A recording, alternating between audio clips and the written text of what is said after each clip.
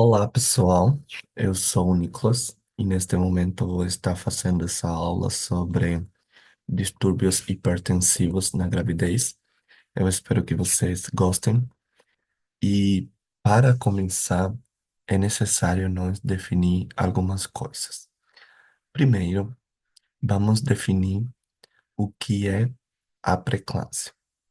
A pré-eclâmpsia, ele é um aumento da pressão arterial acompanhado de proteinúria após a 20ª semana da gestação. Essa proteinúria, ela vai ser quantificada com um valor maior ou igual a 300 miligramas por dia, ou uma relação de proteína creatina maior ou igual a 0,3, ou também em fita reagente proteína maior ou igual a 1 gramos por decilitros. Na eclâmpsia, existe o que é a ocorrência de convulsões em paciente que já tem a pré-eclâmpsia. A hipertensão gestacional é uma pressão arterial maior que 140 por 90. E essa hipertensão é detectada após a 20ª semana gestacional. Essa hipertensão gestacional não tem nenhuma alteração laboratorial que caracterize a pré-eclâmpsia, é dizer, não tem proteinúria, não tem relação de proteína creatina, não tem nenhum sinal de pré-eclâmpsia e tem uma pressão arterial elevada. A hipertensão crônica ela é uma hipertensão presente antes da 20ª semana gestacional. É dizer que a paciente já tinha uma PA elevada antes da 20ª semana da gestação. Uma pré-eclâmpsia sobreposta à hipertensão crônica em sinais e sintomas de pré-eclâmpsia após a 20ª semana gestacional e é em paciente que já tem uma pressão arterial elevada, é dizer, com uma hipertensão crônica. Esses pontos são importantes para você diferenciar. Pressão arterial crônica antes da 20ª semana, pré-eclâmpsia, uma PA elevada, uma pressão arterial elevada com sinais de proteinúria, eclâmpsia, quando tem convulsão, e pré-eclâmpsia sobreposta à hipertensão crônica, é dizer, pré-eclâmpsia após da 20ª semana, tendo pressão arterial crônica. E hipertensão arterial, a hipertensão gestacional, quando não tem sinal de pré-eclâmpsia. Agora, para o diagnóstico da hipertensão arterial na gestação, é, é importante nós fazer eh, uma medida seriada dos níveis pressóricos, sendo que uma PA sistólica maior ou igual a 140 ou uma PA diastólica maior ou igual a 90 já caracteriza uma hipertensão arterial. Nas pacientes obesas, é necessário usar um manguito adequado para você aferir a pressão arterial, porque se utiliza um manguito menor, pode dar um valor que não é o real. Também pode-se fazer o desconto de acordo com o perímetro braquial. E aqui tem uma imagem. Por exemplo, se tem o perímetro braquial de 24, de 38, você vai descontar, tá? Qual é a conduta da hipertensão crônica? Mulheres com uma pressão arterial crônica eh, devem ser avaliadas antes da concepção. E por quê? Porque tem fármacos que não devem ser usados na gravidez. E esses fármacos, eles podem ser substituídos e ter um melhor desfecho durante a gestação. Também é necessário que essas mulheres com pressão arterial crônica sejam avaliadas, porque se uma delas tiver sobrepeso ou obesidade, pode ser minimizado, pode ter uma redução do peso e também uma ajuda para não desenvolver pré-eclâmpsia ou eclâmpsia. Então, critérios para a prescrição de antihipertensivo na gestação. Primeiro, quando tem uma PA maior que 140/90, uma idade materna maior ou igual a 40, quando tem hipertensão crônica mais de 10 anos, quando tem hipertensão secundária a outro desfecho, quando tem hipertensão com comprometimento de órgão-alvo, então você vai prescrever antihipertensivo. Os IECAs, enalapril, captopril, são contraindicados. Isso é muito importante porque cai na prova de residência. Quantos aos BRAS e aos IECA, vocês sempre eh, têm que estar atento a não indicar esses medicamentos porque eles estão associados a uma redução significativa do fluxo sanguíneo uteroplacentário. Isso vai levar a um sofrimento fetal, a uma morte fetal, a oligodrápnio, a morte neonatal, a insuficiência cardíaca, a insuficiência renal pode levar a uma redução do líquido, pode levar a diversos problemas e pulmonares também nos recém-nascidos. Então, quanto à melhor escolha da medicação antihipertensiva na gravidez, nós sempre devemos optar por o uso de metidopa. Agora, a preeclâmpsia, ou a doença hipertensiva específica da gravidez, ou toxemia gravídica, é uma síndrome caracterizada pelo surgimento de hipertensão após a 20ª semana de gestação, acompanhada de pelo menos um sinal clínico, laboratorial ou hemodinâmico da hiperatividade endotelial vascular, como o que eu falei antes. Proteinúria significativa, relação proteína-creatina maior ou igual a 0,3 ou maior ou igual a 1 gramos em fita reagente. Proteinúria eh, maior ou igual a 300 eh, em urina. Disfunções orgânicas maternas, como quais?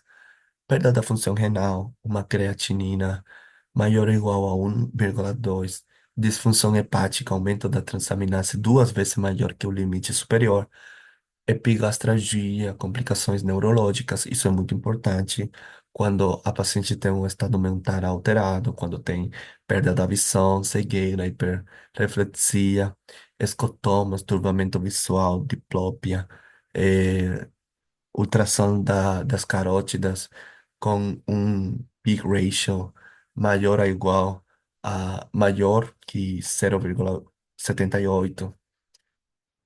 Tudo isso são sinais hemodinâmicos de uma disfunção endotelial. Quando temos estado de antiangiogênese, por exemplo, eh, uma PEGF menor que 36 ou uma relação de CFLT e PIGF maior que 85, uma disfunção eh, uteroplacentária, quando tem restrição do crescimento fetal, assimétrico, quando tem ultrassom do Doppler umbilical alterado, principalmente também na ultrassom de Doppler alterado nas duas artérias uterinas maternas. Tudo isso vai acarretar uma diminuição no fluxo do sangue para o neném. Então, essa gestante que se torna hipertensas após a primeira metade da gestação, mesmo sem proteinúria significativa, devem realizar investigação subsidiária para excluir outras disfunções materna e placentárias. Sem isso, é impossível excluir o diagnóstico de pré-eclâmpsia. Então, não é que simplesmente a mulher tem a pressão arterial, mas não tem proteinúria, não tem relação proteína-creatina alterada. Você também tem que ver se tem algum outro sinal clínico que está indicando eh, o diagnóstico de pré-eclâmpsia. Os fatores principais para o desenvolvimento eh, dessa doença são a paciente primigesta, história prévia familiar, hipertensão crônica, diabetes ou colagenose, raça negra, obesidade e trombofilias. Quando é uma pré-eclâmpsia grave? Peraí,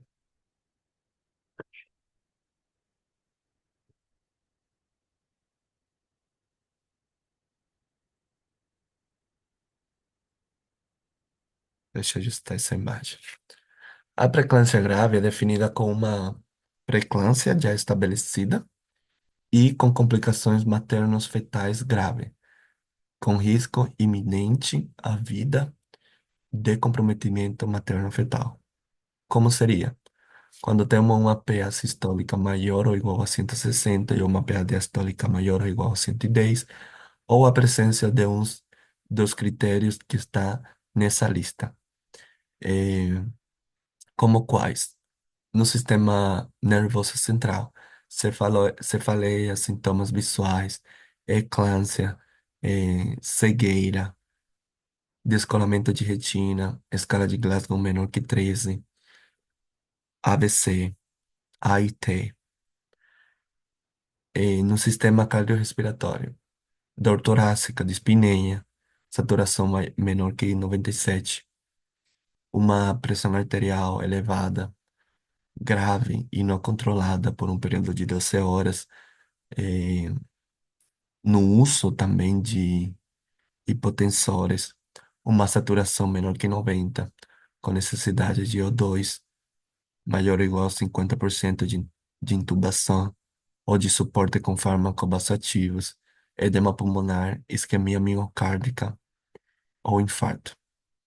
Então vocês veem que todas essas complicações graves da preeclâmpsia vão afetar qualquer órgão, já seja o cérebro, o coração, os rins, o fígado, o feto, o sistema hematológico, quando tem leucocitose, plaquetopenia, eh, quando tem um tempo de coagulação elevado, eh, quando necessita transfusão de derivado, quando tem alteração renal, que é uma creatinina e ácido úrico elevado, uma insuficiência renal aguda, uma insuficiência renal crônica, uma insuficiência renal já com necessidade de diálise.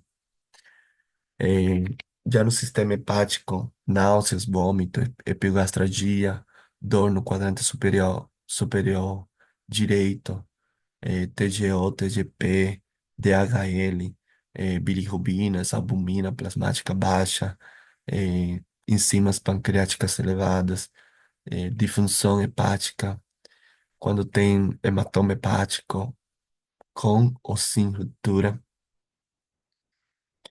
Então, essa é uma preeclâmpsia grave, quando tem sinais que está afetando os principais órgãos da, da gestante ou ainda do feto.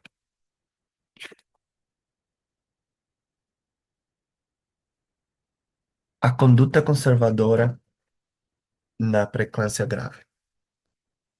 Primeiro, nós temos que internar a paciente, fazer a monitorização, fazer o ABCDE, claramente, Depois a gente vai prescrever sulfato de magnésio e antipertensivo se a pH estiver maior que 140/90.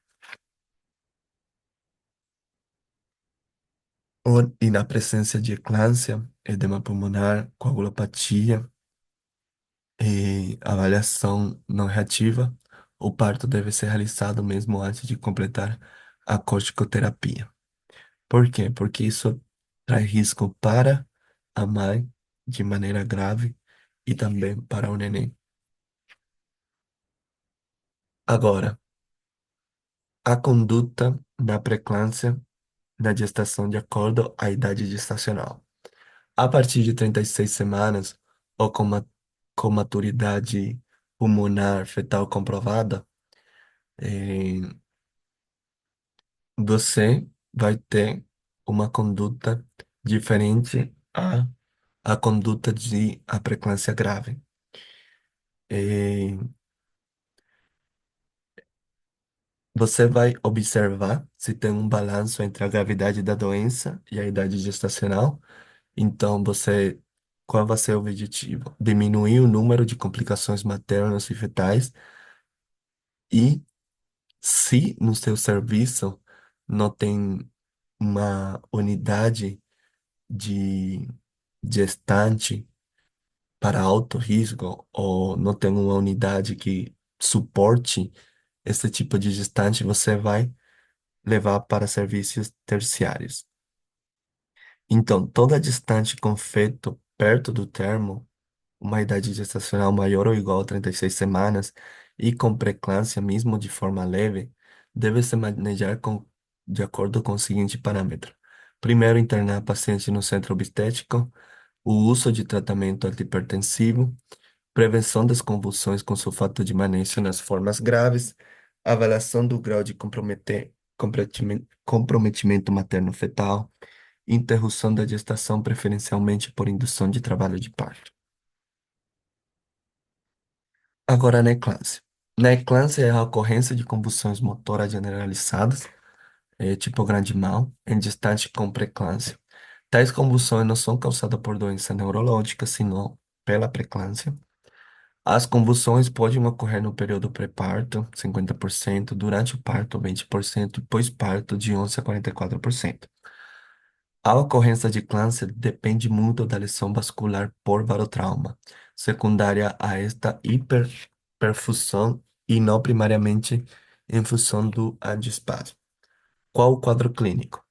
A paciente vai ter pré-eclâmpsia, aos sinais premonitórios ou de eminência de convulsão, que são cefaleia, distúrbios visuais, ecotomas cintilantes, diplopia, visão turva e epigastralgia. A eclâmpsia é muito importante nós atender ou nós estar atento, porque a eclâmpsia é algo que pode se complicar, é algo muito feio de se ver. Então, a eclâmpsia é pré-eclâmpsia mais convulsões.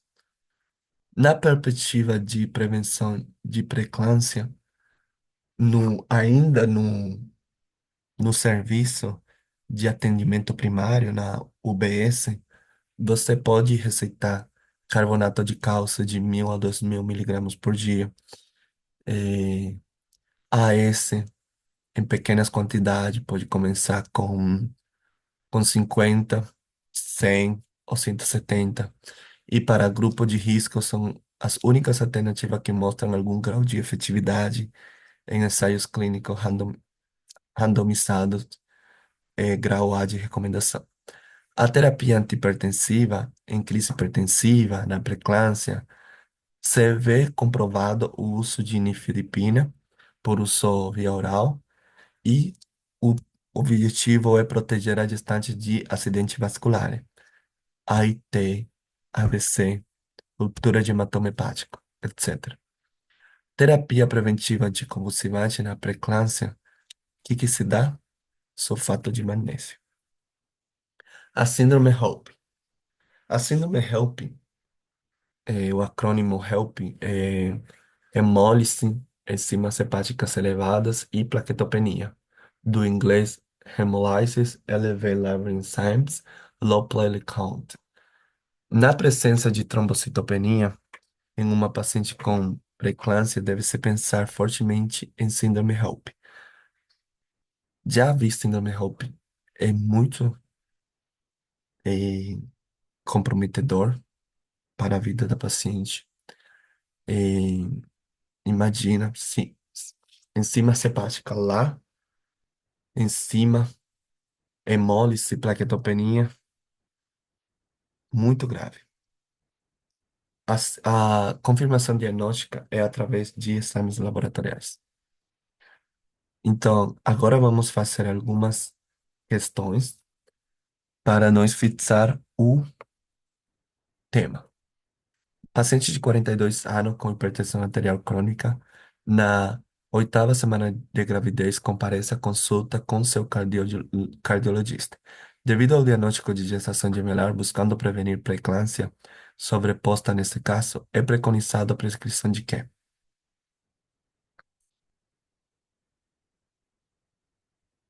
Vou dar um tempo para vocês.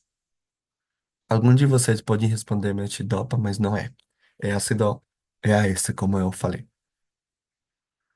Por quê? Porque na prevenção de pré-eclâmpsia, por exemplo, se a paciente já teve pré-eclâmpsia anterior, ou já tem gestação gemelar, como essa paciente, ou vasculopatia, hipertensão crônica, lúpus, ou risco no Doppler, o que se recomenda é a prescrição de AS das 12ª a 16ª semana de gestação até a 36ª semana. E carbonato de cálcio da 20ª semana. Agora, segunda questão.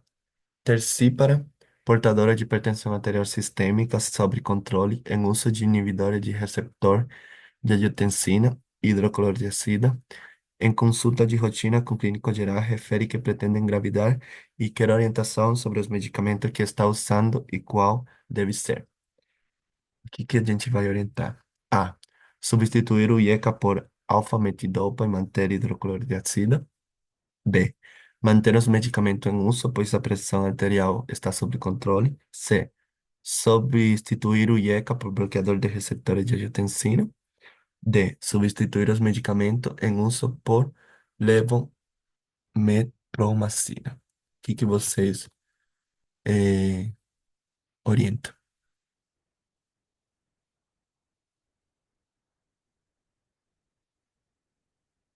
Espero que vocês tenham respondido, res- que tenham respondido a resposta A, que é manter a hidroclorotiazida e introduzir Meltidopa, que é um alfa-adrenérgico seletivo para os receptores alfa-2. Na crise, quais o medicamento que nós usamos? Hidralazina, labetalol, nifedipino. De manutenção, metidopa, hidralazina e pindolol. Acho que a última questão é uma questão sobre a síndrome HELP. A doença hipertensiva específica da gestação é uma das complicações mais frequentes da gravidez. Embora dê pronóstico favorável nos casos leves, suas formas mais graves, como eclâmpsia e síndrome HELP, constituem-se uma das principais causas de morbidade e mortalidade materna e perinatal. Analise a seguinte alternativa. A doença hipertensiva específica da gravidez caracteriza-se pela presença de hipertensão arterial, edema e proteinúria a partir da eh, 18ª semana de gestação em pacientes previamente normotensas. Sabemos que isso está incorreto. Define-se hipertensão arterial quando a pressão arterial sistólica é igual ou superior a 130. ou pressão arterial diastólica igual ou superior a 80, adotando-se como pressão arterial diastólica fase 5 de Korsakoff, desaparecimento do som, com a paciente sentada, sendo essas medidas confirmadas após 4 horas de repouso. Sabemos que isso também está incorreto. Considera-se proteinúria patológica a presença de 100 miligramas de proteínas excretada na urina coletada durante 24 horas. Sabemos que está incorreta também. A gestante de risco pode ser identificada pela presença de fatores epidemiológicos e clínicos. A maioria dos casos, 75%, ocorre em mulheres nulíparas. Classicamente, os estudos epidemiológicos demonstram maior distribuição de casos de eh, doença hipertensiva nos extremos reprodutivos da vida da mulher, ou seja, abaixo dos 18 e acima dos 40. Então, qual é a resposta correta? A resposta correta é a 4 e a 5. Queridos, essa foi a nossa aula sobre doença hipertensiva específica da gravidez, onde discutimos a pré-eclâmpsia, a eclâmpsia, a hipertensão crônica e a doença hipertensiva específica da gravidez. Espero que vocês tenham gostado, que tenham aprendido e a gente se vê numa próxima.